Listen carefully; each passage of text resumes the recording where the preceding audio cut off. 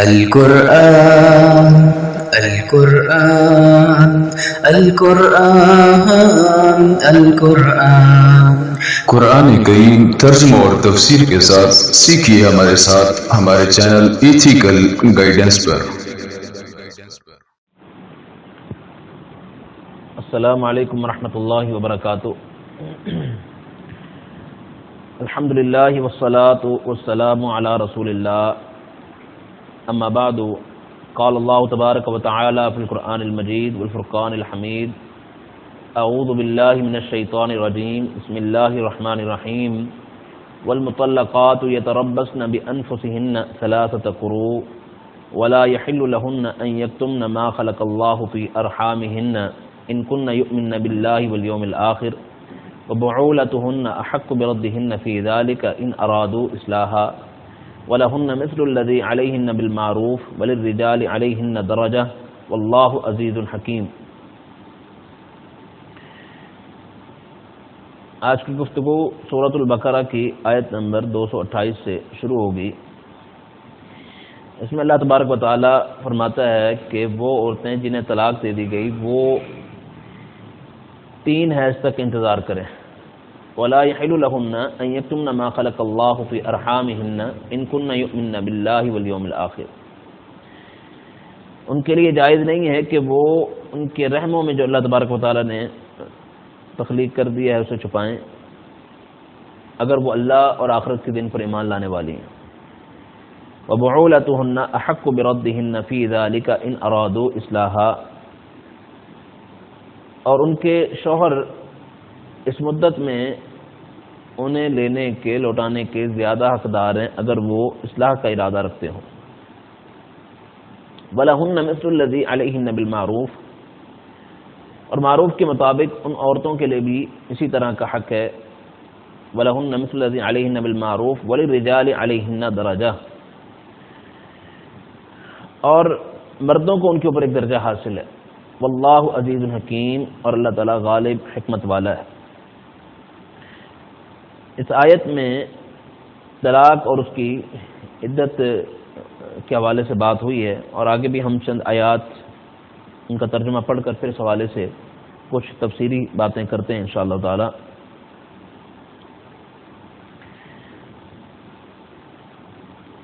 الطلاق مرتان، طلاق 2 مرتبہ ہے، یہ طلاق رجعی ہے۔ طلاق رجعی کیا ہے انشاءاللہ تعالی بھی ہم اس حوالے سے گفتگو کریں گے۔ فَإِمْسَاكٌ بِمَعْرُوفٍ أَوْ تَسْرِيحٌ بِإِحْسَانٍ، پھر یا تو اچھے طریقے سے رکھ لینا ہے یا نیکی کے ساتھ چھوڑ دینا ہے۔ وَلَا يَحِلُّ لَكُمْ أَن تَأْخُذُوا مِمَّا آتَيْتُمُوهُنَّ شَيْئًا إِلَّا أَن يَخَافَا أَلَّا يُقِيمَا حُدُودَ اللَّهِ، اور تمہارے لیے جائز نہیں ہے کہ پھر تم نے جو کچھ انہیں دیا ہے وہ لو، إِلَّا أَن يَخَافَا أَلَّا يُقِيمَا حُدُودَ اللَّهِ، مگر یہ کہ دونوں ڈریں کہ وہ اللہ کی حدود قائم نہ رکھ سکیں گے۔ فَإِنْ خِفْتُمْ أَلَّا يُقِيمَا حُدُودَ اللَّهِ فَلَا جُنَاحَ عَلَيْهِمَا فِيمَا افْتَدَتْ بِهِ، اگر تم ڈرو کہ دونوں اللہ کی حدود کو قائم نہ رکھ سکیں گے تو پھر کوئی حرج نہیں ہے اس چیز کے بارے میں جو عورت اپنی جان چھڑانے کے بدلے میں دے دے۔ تِلْكَ حُدُودُ اللَّهِ فَلَا تَعْتَدُوهَا، یہ اللہ کی حدود ہیں، اس سے آگے نہ بڑھو۔ وَمَن يَتَعَدَّ حُدُودَ اللَّهِ فَأُولَٰئِكَ هُمُ الظَّالِمُونَ، بس جو اللہ کی حدود سے آگے بڑھتا ہے، زیادتی کرتا ہے، یہ لوگ ظالم ہیں۔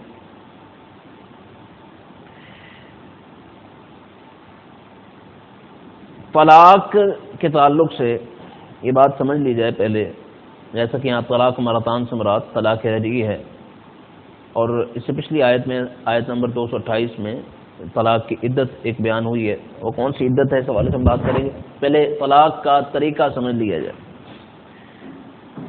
طلاق کی بات ذہن نشین رہے کہ نبی کریم صلی اللہ علیہ وسلم نے فرمایا کہ ابغض الحلال الی اللہ الطلاق،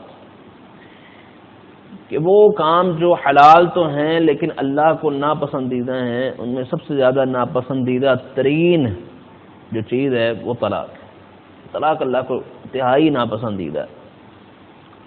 اور دوسری طرف شیطان کی پسندیدہ ترین چیزوں میں سے اور اس کی پوری کوششوں میں سے، یعنی ایک بڑی کوشش یہی ہوتی ہے کہ گھروں کو اجاڑ دیا جائے، خراب کیا جائے۔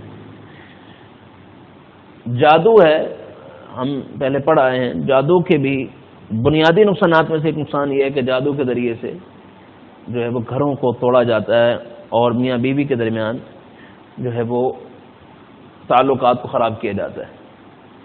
تو میاں بیوی کے درمیان اگر کوئی شخص اس طرح کا کردار ادا کرتا ہے کہ ان کے درمیان نفرتیں بڑھائے تو یہ انتہائی ایک غلط قسم کی روش ہے، بد اخلاقی ہے اور ایک کبیرہ گناہ ہے اور شیطانی کام ہے. شیطان کا وہ چیلا ہے جو شخص اس طرح کے کام کر رہا ہے. اور جبکہ ان کی صلح کروانے میں ایک بہترین کردار ادا کرنا، مصلح کا کردار ادا کرنا، خود میاں بیوی کو بھی کسی حد تک گنجائش موجود ہے ایک دوسرے کی تعریف میں، اگر وہ کچھ تھوڑا بہت جھوٹ بول دیتے ہیں تو یہ بھی جائز ہے. کیوں؟ کیونکہ یہ ان کی محبت اور الفت کو بڑھانے کا بہترین سبب بنتا ہے. تو شریعت کسی گھر کو اجاڑنا نہیں چاہتی، یہ ساری نصوص یہ بتلاتی ہیں. ہر ممکن کوشش کی گئی ہے کہ کوئی گھر اجڑے نہ، جو اس حوالے سے اصول و ضابطے بنائے گئے. یعنی اگر شادی ہو جائے تو اس کے بعد اب قوام مرد کو بنایا، حاکم مرد کو بنایا ہے، عورت تابع ہے. عورت کو یہ سوچ دی گئی اور یہ اس کو اس حوالے سے توجہ دلائی گئی، ترغیب دلائی گئی کہ وہ شوہر کے سارے حقوق ادا کرے اور شوہر جب بھی بلائے اس طرف جائے. شوہر کی حکم عدولی، نافرمانی اللہ کی لعنت کا سبب بن سکتی ہے، جنت سے محرومی کا سبب بن سکتی ہے. اس طرح کی وعیدیں سنائی گئی. اور دوسری طرف شوہر کو بھی مکمل اس حوالے سے توجہ دلائی گئی ہے کہ آپ کے جو تابع ہے اور آپ کے ماتحت ہے، آپ اس کے حقوق مکمل طور پر ادا کریں. اس حوالے سے آپ ذمہ دار ہیں. تو یہ توجہ شوہر کو بھی دلائی گئی ہے. اگر وہ اس میں غفلت برتتا ہے، کمی برتتا ہے تو وہ بھی گنہگار ہے. اور وقتاً فوقتاً اگر کبھی ایسے معاملات ہوتے ہیں تو اس کو بھی حل کرنے کے حوالے سے مختلف اصول بیان کیے گئے. شوہر کو سمجھانے کا یعنی مسلسل تنبیہ کرتے رہنا، نصیحت کرتے رہنے کا حکم ہے تاکہ معاملات بہتر ہوتے رہیں. اور شکایات بڑھ جانے کی صورت میں اگر شوہر کو کوئی بڑی شکایت ہے تو وہ اسے سزا دے سکتا ہے، ہلکی بھلکی مار کر سکتا ہے. یہ بھی ایک گنجائش ہے. علیحدگی اختیار کر دینا گھر کے اندر ہی کہ آپ جو ہے وہ ازدواجی تعلقات منقطع کر چکے ہیں، سزا کا ایک انداز ہے. اور پھر ایک اسٹیج یہ بھی ہے کہ معاملات خراب ہوتے جا رہے ہیں. اب دونوں کے جو ورثاء ہیں، رشتہ دار ہیں، اقربا ہیں، وہ جو ہے معاملات کو سلجھانے کی کوشش کریں اور اپنا کردار ادا کریں. اندازہ لگائیں کتنے اسٹیجز ہیں جو ان معاملات کو بہتر کرنے کے لیے شریعت نے بنائے. باہمی طور پر پہلے انہیں آپس میں ایک دوسرے کے لیے نصیحت کا سامان بنایا کہ ایک دوسرے کو نصیحت کرتے رہیں، خیر خواہی کرتے رہیں. اور یہ سارے معاملات جب ہو چکے ہیں اور اب شوہر یہ سمجھتا ہے کہ میرا اس کے ساتھ رہنا اب ناممکن ہے، اس کے اندر یہ اخلاقی برائیاں ہیں، یہ دینی برائیاں ہیں جو ایسی ہیں کہ جن کی موجودگی میں میرا اس کے ساتھ رہنا ممکن نہیں ہے. اب وہ یہ قدم اٹھاتا ہے طلاق کا تو اس کے لیے جائز ہے، لیکن بہرحال اس کے باوجود یہ اللہ کو ہے ناپسندیدہ. اور بغیر عذر کے اگر عورت طلاق کا مطالبہ کرتی ہے بلا وجہ تو شریعت ایسی عورت کو کہتی ہے کہ جنت کی خوشبو سے بھی محروم ہے. اور جنت کی خوشبو تو یعنی 40 سال پہلے آئے گی، اتنی دور سے آئے گی اور یہ اس سے محروم ہو جائے گی، خوشبو سے بھی محروم. دخول جنت تو دور کی بات ہے. تو طلاق کا تصور اسلام میں یہ ہے ایک ناپسندیدہ عمل اور انتہائی مجبوری کی صورت میں اس کے جواز کی گنجائش. اب اگر شخص کوئی طلاق دے تو طلاق کا ایک طریقہ کار مقرر ہے. اور وہ طریقہ کار کیا ہے کہ انسان یعنی طہر کے دنوں میں طلاق دے، مخصوص ایام کے دنوں میں طلاق نہ دے، اور پھر ان طہر کے دنوں میں، ان پاکی کے دنوں میں عورت کے قریب بھی نہ جائے. پہلے سے جانا یعنی اس کا رک چکا ہے اور وہ ایام بھی مخصوص ایام نہیں ہے تو اب جو ہے وہ طلاق دیتا ہے.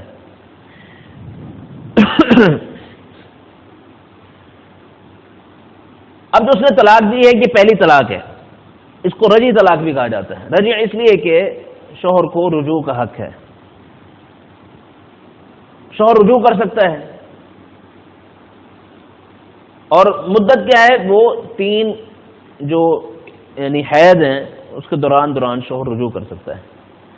وہ گواہوں کی موجودگی میں زبانی کہہ دے یا قربت اختیار کر کے رجوع کر لے تو اس کا رجوع ہو گیا، البتہ ایک رجی طلاق شمار ہوگی۔ اسی طرح زندگی میں پھر کبھی ایسا موقع آیا اور وہ پھر جو ہے وہ مجبور ہو کر دوبارہ طلاق دے دیتا ہے تو یہ دوسری طلاق بھی رجی طلاق ہے۔ اسلام سے پہلے دور جاہلیت میں رجی طلاق جو تھی نا، اس کی کوئی حد نہیں تھی، بس طلاق دی پھر رجوع کر لیا، طلاق دی رجوع کر لیا، ساری زندگی یہ چل رہا ہے، عدت ختم ہونے والی ہوئی تو رجوع کر لیا۔ اسلام نے آ کر پھر رجی تعلق کے تعلق سے جس میں رجوع کا حق موجود ہو، وہ صرف اس کی آخری حد دو ہے، 2 مرتبہ ایسا کام کیا جا سکتا ہے ساری زندگی میں۔ آپ نے ایک مرتبہ طلاق دے دی اور عدت کے اندر اندر رجوع کر لیا تو یہ طلاق رجی ہے، ایک آپشن آپ کے پاس سے چلا گیا، ایک اختیار ختم ہو گیا۔ زندگی میں پھر کبھی ایسا موقع آیا آپ نے پھر طلاق دے دی تو دوسرا موقع بھی آپ اپنے ہاتھ سے کھو چکے ہیں، عدت کے اندر رجوع کر لیا تو یہ رجوع ہو گیا، آپ ساتھ رہ سکتے ہیں، اور اگر رجوع نہ کر سکے تو اب وہ طلاق بائنہ مخففہ ہے، اب عورت کہیں اور نکاح کر سکتی ہے۔ بہرحال اس کے بعد جو تیسری طلاق ہے، طلاق مغلظہ، طلاق بتہ، یہ مختلف نام اس کے موجود ہیں۔ یہ تیسری طلاق کے بعد نہ انسان رجوع کر سکتا ہے اور نہ ہی جو ہے وہ ان کا دوبارہ آپس میں نکاح ہو سکتا ہے۔ نکاح کی جو ایک صورت ہے وہ آگے آئے گی تو وہاں ہم بات کریں گے انشاءاللہ تعالی۔ تو یہ طلاق کا طریقہ کار آپ کے سامنے بیان ہوا ہے کہ یوں 3 طرح سے 3 اسٹیجز کراس کر کے پھر وہ حد آتی ہے کہ اب میاں بیوی آپس میں رہ نہیں سکتے۔ لیکن ہمارے ہاں کیا ہے؟ ہمارے ہاں ایک بالکل غلط روش ہے، اور وہ یہ ہے کہ اکٹھی 3 طلاقیں دے دینا، بالکل ایک ہی مرتبہ میں اس نے 3 دے دی۔ اور اس میں سمجھتا ہوں کہ خاصی حد تک علماء بھی ذمہ دار ہیں، اور بڑی ایک تعداد ایسی ہے جو قانونی طور پر رہنمائی فراہم کرتے ہیں، وہ بھی اسی طرح کا لیٹر فراہم کر دیتے ہیں کہ جس میں 3 مرتبہ یہ طلاق کے الفاظ لکھے ہوتے ہیں۔ حالانکہ 3 مرتبہ نہیں، 1 مرتبہ لکھنا چاہیے۔ جب طلاق پہلی مرتبہ آپ دے رہے ہیں تو اس میں 1 مرتبہ لکھا جائے گا۔ شرعی طریقہ کار تو یہی ہے، ورنہ یہ طلاق بدعی ہے، بدعت طریقہ کار ہے۔ نبی کریم صلی اللہ علیہ وسلم کا بتلایا ہوا طریقہ نہیں کہ آپ ایک ہی مرتبہ میں 3 مرتبہ طلاق دے دیں، ایک ہی مجلس میں 3 مرتبہ یہ طلاق دینا نبی کریم صلی اللہ علیہ وسلم کا بتلایا ہوا طریقہ نہیں ہے۔ پھر آپ نے مزید ایک اور ظلم یہ کیا کہ اس 3 کو 3 شمار کر لیا، یعنی ڈائریکٹلی پہلی اور دوسری سٹیج کو آپ نے حذف ہی کر دیا۔ جو اسلام نے اس کو 3 مراحل میں تقسیم کیا ہے تاکہ اگر پہلی مرتبہ غلطی ہوئی ہو، غصہ انتہا کو پہنچ چکا ہے اور بعد میں اس پر ندامت آئے تو آپ نے وہ ندامت کا حق چھین لیا، وہ دوبارہ رجوع کا حق اس سے چھین لیا۔ اس کی وجہ سے اس وقت معاشرے میں بڑی خرابیاں موجود ہیں اور گھروں کے گھر اجڑتے جا رہے ہیں، اور اس ذریعے سے پھر عزتوں اور عصمتوں کے ساتھ جو کھیلا جا رہا ہے وہ ایک علیحدہ داستان ہے، اب تو وہ میڈیا کی سرخیوں کا حصہ بن چکی ہے۔ تو یہ صورتحال اس وقت جو ہے وہ نظر آ رہی ہے، جو انتہائی خطرناک صورتحال ہے۔ جبکہ صحیح طریقہ کار کیا ہے؟ یہ 3 طلاقیں اگر کوئی شخص اول پہلی بات تو دے ہی نہ، وہ ایک ہی اسے دینی چاہیے، جیسا کہ ہم نے طریقہ کار بیان کیا۔ اگر کوئی 3 مرتبہ کہہ دیتا ہے تو وہ کیا 3 ہی شمار ہو جائیں گی؟ نہیں، پھر یہ شمار ایک ہی ہوگی۔ اسے 3 شمار کرنا بالکل غلط ہوگا اور اس کی شرعاً کوئی گنجائش نہیں ہے، اسے صحیح نہیں قرار دیا جا سکتا۔ 3 شمار کرنا، 3 طلاقوں کو 3 شمار کیا جائے یا 1 شمار کیا جائے، اس حوالے سے اختلاف پایا جاتا ہے۔ بہرحال ایک گروہ ہے جو کہتا ہے کہ 3 شمار کی جائیں گی، ایک گروہ ہے جو کہتا ہے کہ یہ 3 کو 1 شمار کیا جائے گا، ایک گروہ ہے جو کہتا ہے 1 بھی شمار نہیں ہوگی، اور ایک گروہ ہے جو تقسیم کر دیتا ہے عورت کو اس لحاظ سے کہ مدخولہ غیر مدخولہ اور عورت ہے تو اس کا حکم بدل جائے گا۔ مدخولہ غیر مدخولہ یعنی اس کے ساتھ میریٹل ریلیشنز قائم ہو چکے ہیں یا نہیں ہوئے، تو اس حوالے سے وہ حکم میں فرق کرتے ہیں۔ بہرحال اس باب میں صحیح بات یہ ہے کہ وہ 3 مرتبہ کہہ تو چکا ہے لیکن وہ کاؤنٹ ایک ہی ہوگا، اسے 1 ہی مرتبہ شمار کیا جائے گا، اسے 3 مرتبہ شمار نہیں کیا جائے گا۔ یہی موقف ہے سیدنا ابو ہریرہ کا، سیدنا علی کا، زبیر کا، عبد الرحمن بن عوف کا، اور ابن عباس کا، اکرمہ کا اور دیگر کا رضی اللہ تعالیٰ عنہم ورحمہم اللہ اجمعین۔ تو یہ مسئلہ سمجھ میں آ گیا کہ اگر کوئی شخص 3 مرتبہ کہہ دیتا ہے، اول تو اسے کہنا نہیں چاہیے، کہہ دیتا ہے تو وہ 1 ہی شمار ہوگا۔ صحیح مسلم میں روایت موجود ہے، اس کے الفاظ ہیں کہ سیدنا عبداللہ بن عباس فرماتے ہیں کہ نبی کریم صلی اللہ علیہ وسلم کے زمانے میں طلاق کان طلاق علی عہد رسول اللہ و ابی بکر و سنتین من عمر من خلافت عمر، کہ نبی کریم صلی اللہ علیہ وسلم کے دور میں، سیدنا ابو بکر کے دور میں، اور سیدنا عمر رضی اللہ تعالیٰ عنہ کے ابتدائی 2 سال تک، خلافت کے ابتدائی 2 سال تک جو ہے وہ اس 3 طلاقوں کو ایک ہی شمار کیا جاتا تھا۔ ہاں سیدنا عمر رضی اللہ تعالیٰ عنہ نے پھر جو ہے اسے ایک سیاسی مصلحت کے طور پر 3 کو 3 شمار کیا، تاکہ لوگوں کے اندر یہ جو کثرت سے طلاق دینے کا رواج ہے یہ ختم ہو جائے، اس میں کمی آئے، لوگ ڈر جائیں کہ یہ تو بڑا خطرناک معاملہ ہے، تو اس کو پھر 3 ہی شمار کر لیا گیا۔ لیکن وہ ان کا ذاتی فعل تھا، اس سے انہوں نے رجوع بھی کیا، اغاثۃ اللحفان وغیرہ میں موجود ہے، اور یہ سیدنا عمر ہی کے دور میں ہوا، اس سے پہلے نہیں تھا، تو لہذا یہ 3 ایک ہی شمار ہوں گی، اور یہی رائے بہتر ہے۔ اور اس لحاظ سے بھی اگر آپ اس کو دیکھیں، عقلاً بھی یہ بات سمجھ میں نہیں آتی، آپ دیکھیں حج کے موقع پر کنکریاں جو ماری جاتی ہیں وہ یعنی 7 بار کنکریاں مارنے کا حکم ہے۔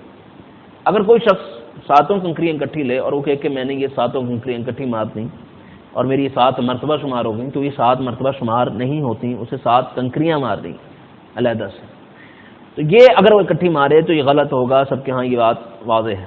اسی طرح 3 ممنوع اوقات ہیں، 3 ممنوع اوقات میں کسی کے گھر میں آنا منع ہے، وہ آئے تو اجازت لے کر آئے۔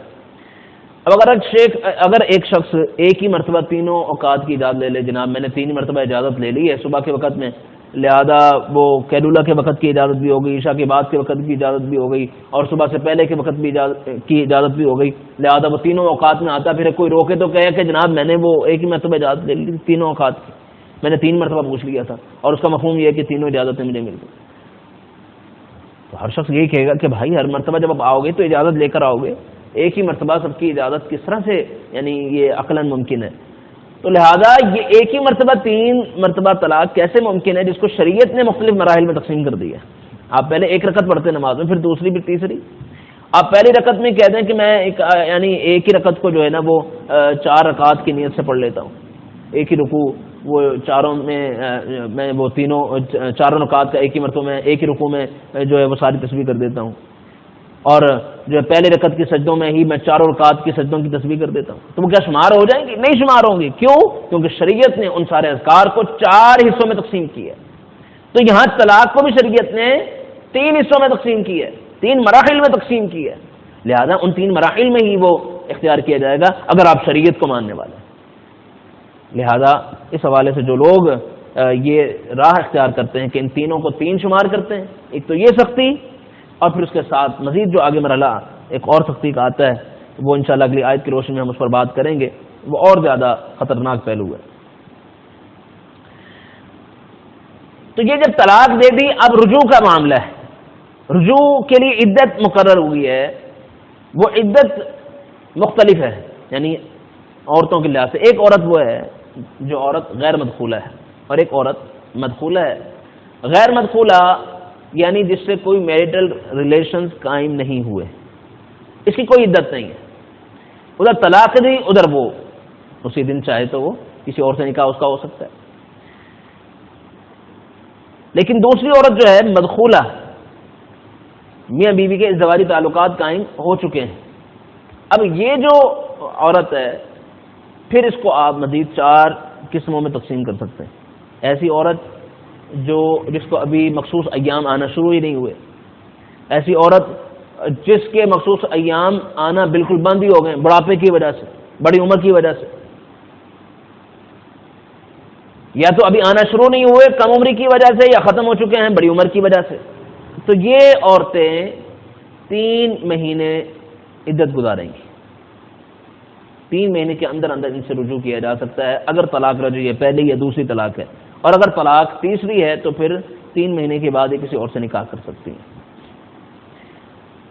تیسری عورت وہ ہے جو یعنی غیر حاملہ ہے، جس کا اس آیت میں تذکرہ ہوا ہے، وہ کیا کرے گی؟ یہ تربصن بانفسہن ثلاثۃ قروء، 3 حیض تک، 3 مخصوص ایام تک عدت گزارے گی، اس دوران شوہر رجوع کر سکتا ہے اگر وہ طلاق پہلی ہے یا دوسری ہے۔ اگر طلاق تیسری ہے تو پھر وہ رجوع نہیں ہو سکتا، اور اس کے بعد یہ عورت کسی اور سے نکاح کر سکتی ہے. اور چوتھی عورت ہے حاملہ عورت جو پریگننٹ ہے. اس کی عدت کیا ہے؟ اس کی عدت ہے اولاۃ الاحمال اجلہن ان یضعن حملہن. وضع عمل اس کی عدت ہے کہ بچے کی پیدائش تک شوہر اس سے رجوع کر سکتا ہے رجی طلاق میں، یعنی پہلی اور دوسری طلاق میں. تیسری طلاق میں یعنی عدت جو ہے وہ وضع عمل ہے، یعنی اس دوران رجوع تو نہیں ہو سکتا، البتہ یعنی اس کے بعد بچے کی پیدائش کے بعد وہ کسی اور سے نکاح کر سکتی ہے. تو یہ طلاق کا طریقہ کار اور اس کے احکام، رجی طلاق کسے کہتے ہیں اور رجوع کی صورت کیا ہے، اس حوالے سے ہماری گفتگو ہو چکی ہے. تو رجی طلاق کے تعلق سے اللہ تبارک و تعالیٰ یہ حکم دے رہا ہے کہ رجی طلاق 2 مرتبہ ہے. یہ 2 مرتبہ شوہر رجوع کر سکتا ہے اگر وہ عورت کو بسانا چاہتا ہے. تو ان 2 مرتبہ طلاق کے دوران فامساک بمعروف، یا تو اس کو اچھے طریقے سے روکے، روکنا چاہتا ہے تو روکے. رجوع کرنا کا مطلب یہ ہے کہ وہ یعنی اس کو بسانا چاہتا ہے اور اس کے حقوق ادا کرنا چاہتا ہے. اور تسریح باحسان، یہ اچھے طریقے کے ساتھ جو ہے وہ نیکی کے ساتھ اسے رخصت کر دے اور رجوع نہ کرے. ولا يحل لكم ان تاخذوا مما آتيتموهن شيئا الا ان يخافا. اور پھر جو ہے وہ اس سے کچھ لینا، اس طرح کا کوئی معاملہ وہ تمہارے لیے جائز نہیں ہے. بہرحال یعنی بالکل کہے کہ ٹھیک ہے ورنہ میں رجوع کر لوں گا، اور یا اس طرح کی باتیں اور تنگ کر کے جو حق مہر لینے کی کوشش کرنا، واپس لینا، اس کی شرع اجازت نہیں دیتی. ہاں حق مہر واپس لینے کی صورت جیسا کہ آگے آ رہا ہے فیما افتدت کے الفاظ ہیں، وہ خلا اگر عورت لیتی ہے، خلا کو شریعت عورت کو اللہ تعالیٰ نے حق خلا دیا ہے، وہ خلا لے سکتی ہے. اس صورت میں وہ حق مہر واپس کر سکتی ہے اور شوہر مطالبہ کر سکتا ہے تو یہ حق مہر واپس کر دے، جو شوہر کی طرف سے اس کو ملا ہے جو کچھ بھی وہ واپس کر دے، تو پھر یہ جو ہے وہ خلا ہو سکتا ہے.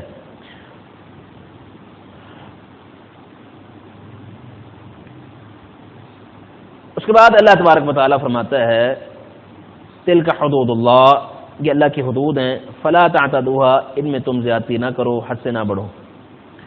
ومن يتعد حدود اللہ فاولئک هم الظالمون، جو اللہ کی حدود سے آگے بڑھتا ہے ایسے لوگ ظالم ہیں. فإن طلقها فلا تحل له من بعد حتى تنكح زوجا غيره. فإن طلقها، اگر وہ تیسری طلاق دے دے. پچھلی آیت میں 2 طلاقوں کا تذکرہ تھا جو کہ رجی طلاقیں ہیں جس میں رجوع کا اختیار تھا. اب یہ جو کہ تیسری آیت ہے، آیت نمبر 223 ہے، اس میں تیسری طلاق کا تذکرہ ہے، یعنی جس کا نام اصطلاح میں فقہا کی طلاق بطہ بھی کہا جاتا ہے، طلاق بائنہ مغلظہ بھی کہا جاتا ہے، کہ اب اگر یہ تیسری طلاق دے دی آپ نے تو فلا تحل له من بعد حتى تنكح زوجا غيره، اب یہ عورت اس کے لیے حلال نہیں ہے. کب تک حلال نہیں ہے؟ حتى تنكح زوجا غيره، حتیٰ کہ کسی اور جگہ اس کی شادی ہو جائے. فإن طلقها فلا جناح عليهما أن يتراجعا إن ظنا أن يقيما حدود الله.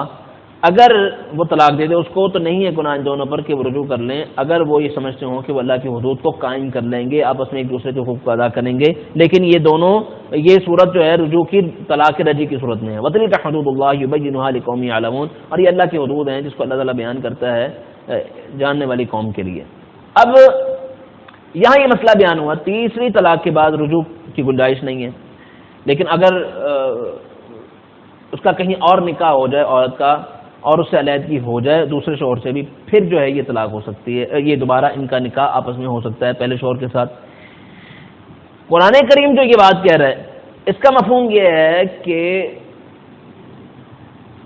پہلا شوہر تھا جس کا نام زید ہے، یہ عورت ہے، عورت کا نام مثال کے طور پر زینب ہے.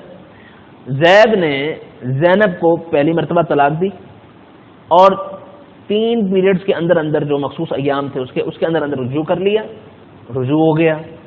زندگی میں پھر موقع آیا، زید نے زینب کو پھر طلاق دے دی، پھر اس نے عدت کے اندر رجوع کر لیا، 2 طلاقیں ہو چکی ہیں. پھر زندگی میں پھر کبھی موقع آیا، اس نے پھر طلاق دے دی. اب یہ طلاق تیسری طلاق تھی جو بالکل جس کی بات علیحدگی ہو جاتی. اب جو عدت ہے یہ عدت رجوع کی عدت نہیں ہے، اب کچھ نہیں ہو سکتا. سمجھ لیں کہ اس عدت کے بعد یہ عورت جو ہے وہ کسی اور کے ساتھ شادی کر سکتی ہے. اب یہ عدت گزر گئی اور اب زینب کو کوئی اور رشتہ آ گیا، عمر کی طرف سے رشتہ آ گیا، شادی ہو گئی. یہ شادی پری پلان نہیں تھی، پہلے سے طے شدہ نہیں تھا، ایک اتفاق ہے. شادی ہو گئی، اتفاق ایسا ہوا کہ وہ عمر فوت ہو گیا، یا